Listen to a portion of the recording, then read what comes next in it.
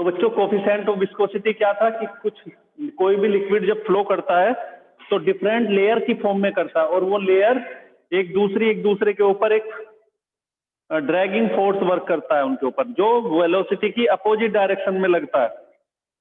Suppose liquid हमारा forward direction में flow होता है और ये विस्कस फोर्स जो उसकी स्पीड को रिड्यूस करता है बैकवर्ड डायरेक्शन में वर्क करता है ना। तो F directly proportional to the velocity gradient पर डिपेंड करेगा। वेलोसिटी ग्रेडियंट क्या बोला था? Rate of change of velocity with distance, with perpendicular distance between the layers. तो del V upon del X. दूसरा डिपेंड किस पे करता है? एरिया पर। ठीक है, तो F proportional sign del V upon del X into A, और F proportional sign will replace by equal sign and minus come a coefficient, a constant which is called coefficient of viscosity A delta V upon delta x। यहाँ पे ईटा को ही हम क्या बोलते हैं? एक constant बोलेंगे, और इस कांस्टेंट का क्या नाम है? Coefficient of viscosity. तो ईटा इक्वल टू क्या आ जाएगा? F multiply F upon A del V upon del X. ठीक है, माइनस ये इस तरह से।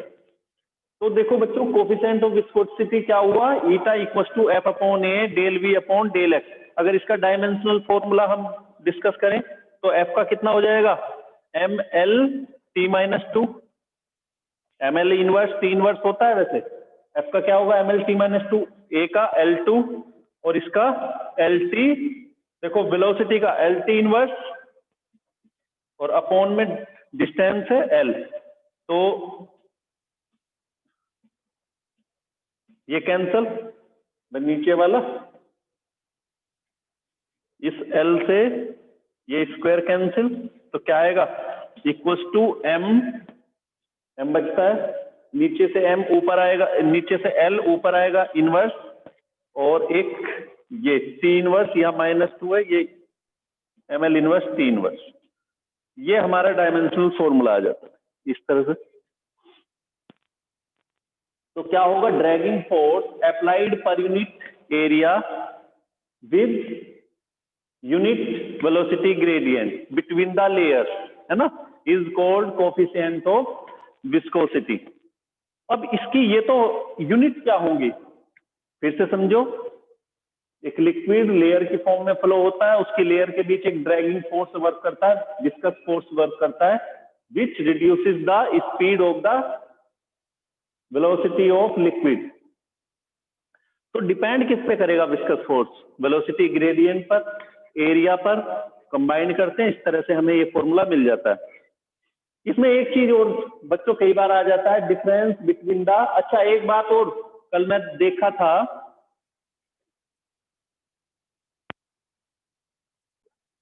चलिए अब इसमें एक चीज और मैं डिस्कस करके चलता हूं यहीं पे। ड्रैगिंग फोर्स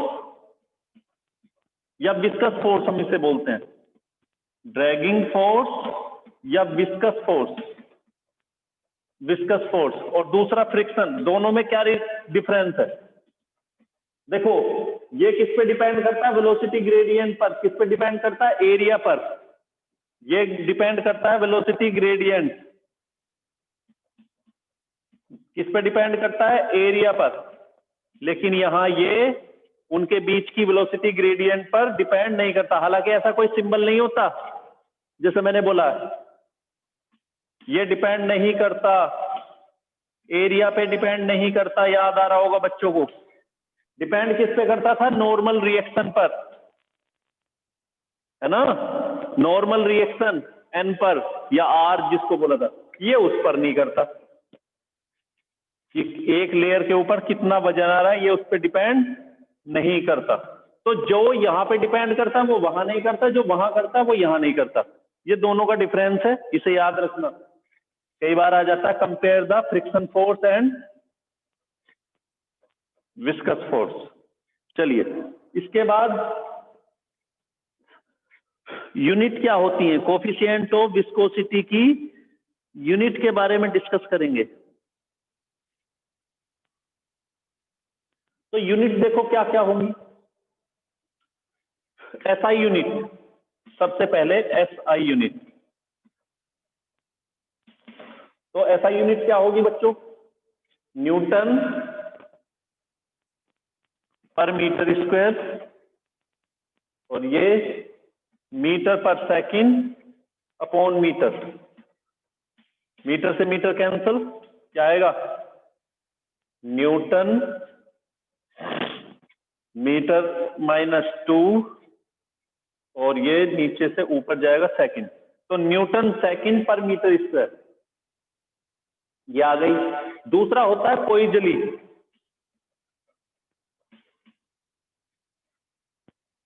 पोइजली और डेकापोइज। डेकापोइज, ये सारी यूनिट हमारी क्या है, एसआई यूनिट है। किसकी, कोफिशिएंट ऑफ विस्कोसिटी। बहुत बार पूछा जाता है, न्यूटन पर मीटर, न्यूटन सेकंड पर मीटर स्क्वायर, पोइजली और डेकापोइज, या एक सिंपल भी हो सकती है। मैंने डायमेंशनल फॉर्मूला क्या बताया था, ml इनवर्स T इनवर्स। तो इसके अकॉर्डिंग क्या होगी, किलोग्राम, m से किलोग्राम पर मीटर पर सेकंड, ये सिंपल यूनिट फॉर्मूले के अकॉर्डिंग। ये तो सारी की सारी किस तरह की यूनिट है, ऐसा यूनिट। अब सीजीएस यूनिट को डिस्कस करते हैं, क्योंकि वो भी इंपॉर्टेंट है।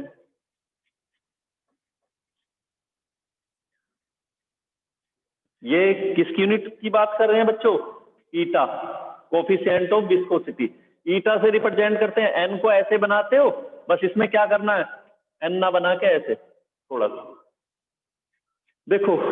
न्यूटन सेकंड पर मीटर स्क्वायर की जगह तो क्या आ जाएगी, न्यूटन की जगह डाइन। सीजीएस में डाइन होता है, सेकंड एज इट इज रहेगा और मीटर की जगह सेंटीमीटर। एक तो ये आ गया।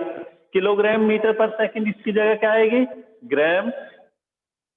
मीटर की जगह सेंटीमीटर इनवर्स सेकंड इनवर्स। दो यूनिट हो गई। तीसरा होती है, यहां पे डेकापोइज है, वहां पे पोइज होता है।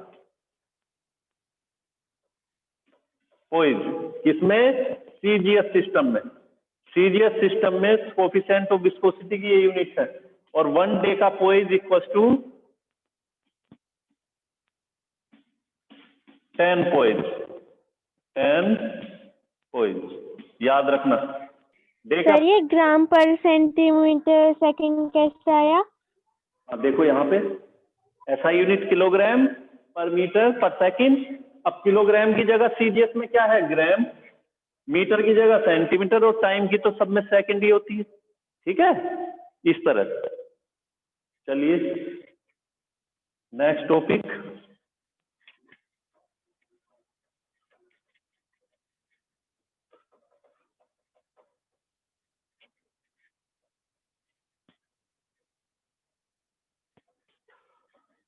तो विस्कस फोर्स समझ गए हो बच्चों, क्या होता है विस्कस फोर्स, या ड्रैगिंग फोर्स बोलते हैं।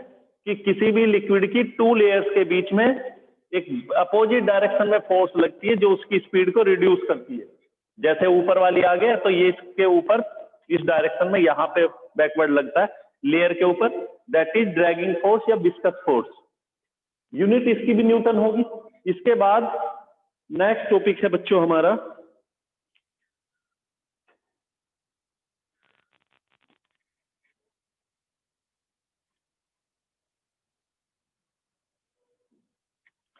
विस्कस फोर्स से विस्कोसिटी। विस्कोसिटी क्या थी, उसकी प्रॉपर्टी, लिक्विड की प्रॉपर्टी थी या उसकी नेचर, जो क्या करती है, स्पीड को रिड्यूस करती है, लिक्विड की स्पीड को रिड्यूस करती है। अब ये डिपेंड किस पे करती है, इसको अफेक्ट करते हैं कुछ फैक्टर, गैसेस में और लिक्विड में।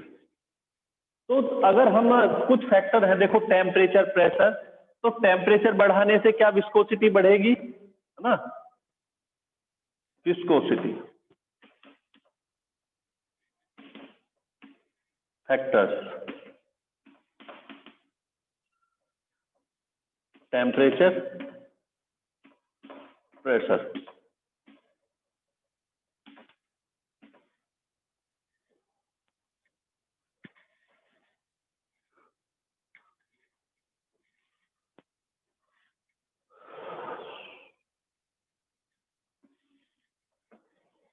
हेडिंग है बच्चों हमारा विस्कोसिटी, किसकी वजह से क्या इफेक्ट आता है। तो फैक्टर्स क्या क्या है, टेम्परेचर, प्रेशर। अब बात करेंगे पहले फैक्टर में, सॉरी मटेरियल में गैसेस की,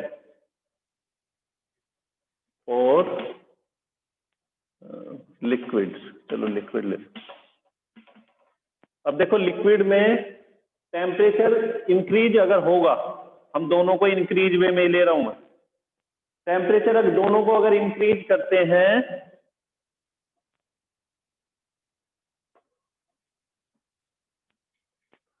लिक्विड और दूसरा लें गैसेस,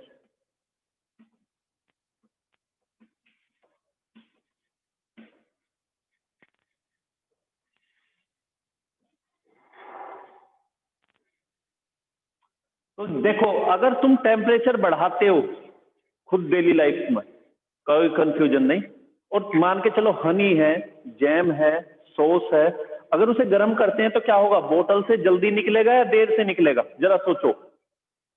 अगर आप जल्दी, उसको गर्म, अगर उसे जल्दी। गर्म करोगे तो क्या होगा, सर जल्दी निकलेगा। जल्दी निकलेगा। जल्दी निकलेगा इसका मतलब विस्कोसिटी डाउन हो जाएगी, डिक्रीज, कम होगी। डिक्रीज है ना, हाँ डिक्रीज, डिक्रीज।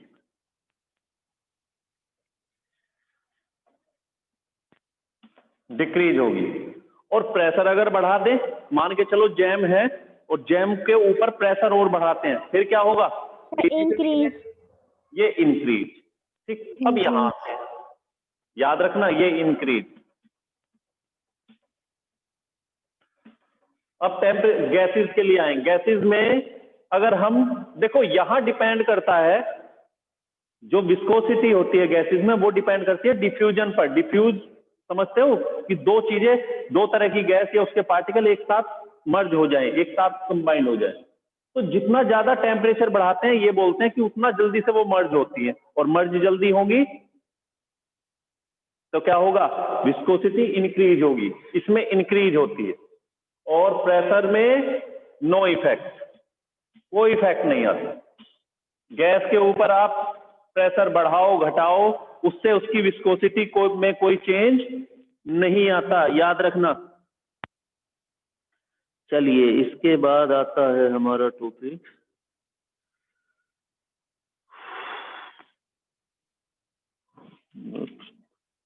पोइजली फॉर्मूला। जल्दी से नोट कर लो, पोइजली फॉर्मूला।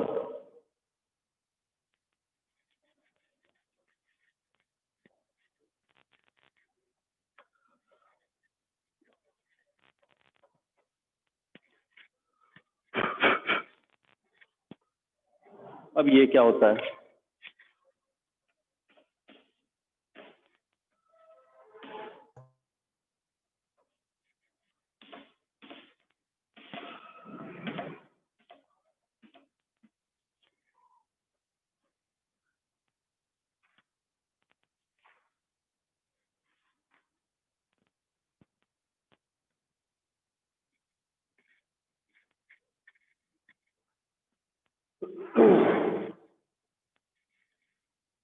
तो देखो अकॉर्डिंग टू पोइजली, फिजिसिस्ट थे, तो उन्होंने क्या बोला कि किसी भी कैपिलरी ट्यूब के अंदर, कैपिलरी बोलते हैं जिसका डायमीटर हेयर के डायमीटर के इक्वल हो, मींस इतनी बारीक ट्यूब होती है, इतने बारीक डायमीटर की ट्यूब होती है कि जिसका की थिकनेस बहुत नेग्लिजिबल हो, उसके अंदर से अगर लिक्विड फ्लो करता है, और सपोज इसके प्रेस एंड्स के बीच प्रेशर डिफरेंस P, फॉर्मूला होता है Q equals to V upon T equals to pi upon 8 P R to the power 4 ईटा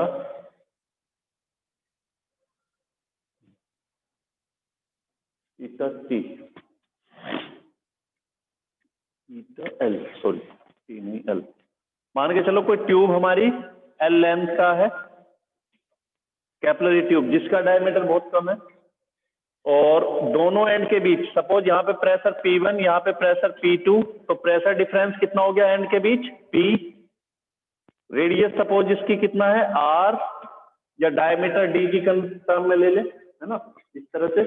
तो क्या होता है कि V/T flowing liquid, volume of flowing liquid per unit time depends on the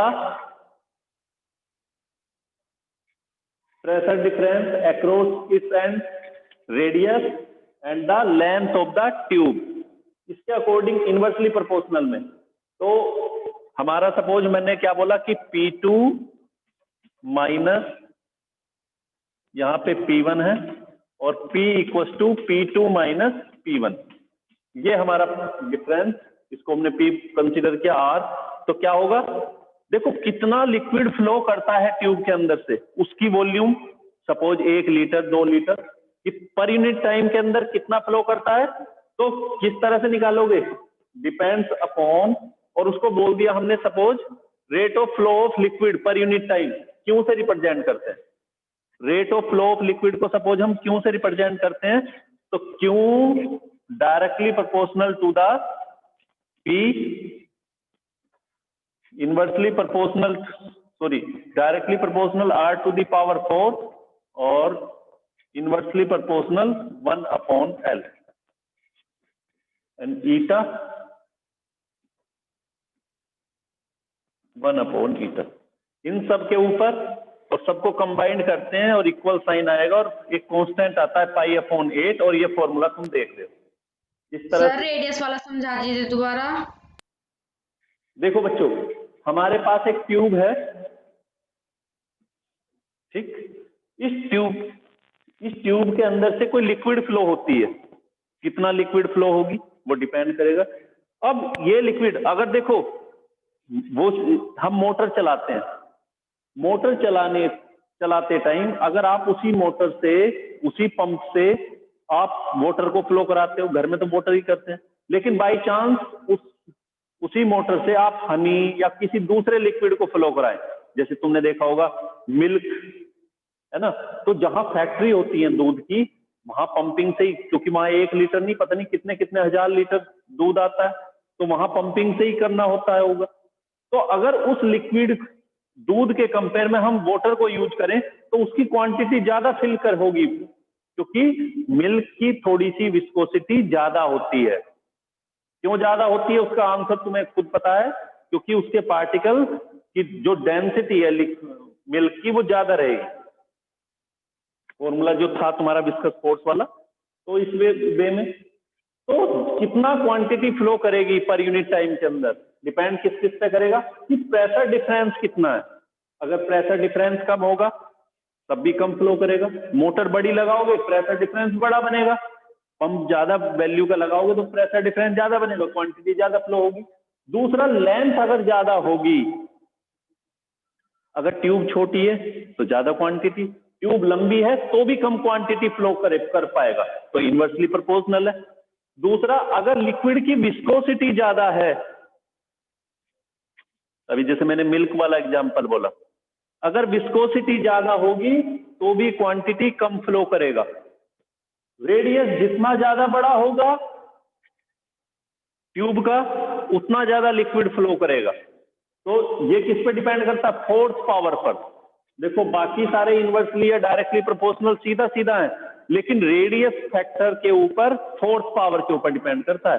तो जितना ज्यादा रेडियस, मान के चलो डबल करते हो रेडियस, तो उसका कितना टाइम, 2 2 जा 4 2 जा 8 2 जा 16 टाइम इंक्रीज हो जाएगी वैल्यू। पहले सपोज रेडियस थी r, आप क्या कर देते उसको 2r, तो अब कितना हो जाएगा, 2 2 जा 4 2 जा 8 2 जा 16 टाइम पहले से। पहले था r की पावर 4, अब कितना हो गया 16r। तो इस तरह से हमारी क्वांटिटी डिपेंड करती है। आएगी -1। तो फिर से एक बार हमें इस फॉर्मूले को बच्चों डायमेंशन मेथड से प्रूव भी करना होता है। तो किस तरह से लेके चलते हैं, क्यू प्रोपोर्शनल, और ये कांस्टेंट रहता है। इस के को बाद में लिखते हैं, याद होगा कि डायमेंशन मेथड से जब फॉर्मूला प्रूव करते थे तो उस कांस्टेंट की वैल्यू बाद में याद रखते थे और लिख देते थे। तो हम क्या करेंगे, pressure gradient to the power A, R to the power B, eta to the power C, और बाद में जब इक्वेशन बनेंगी, क्योंकि इधर इसकी यूनिट लिखेंगे, इधर इसकी, और इसकी यूनिट क्या है यहाँ पे, L3 T इनवर्स। याद रखियो बच्चों, क्योंकि Q का मतलब क्या है, quantity of liquid per unit time. L3 T inverse इधर इन सब की लिखते हैं, और इनके जो पावर है उनका कंपैरिजन करते हैं, और उससे हमारी ये वैल्यू आएंगी, A की पावर 1, B 4 और C टू दी पावर कितना, -1, क्योंकि ये नीचे है। इस तरह से जब आएंगी उसके बाद ये लिख लेते हैं, और फॉर्मूला बनेगा हमारा Q equals to V/T π/8 PR to the power 4 eta L।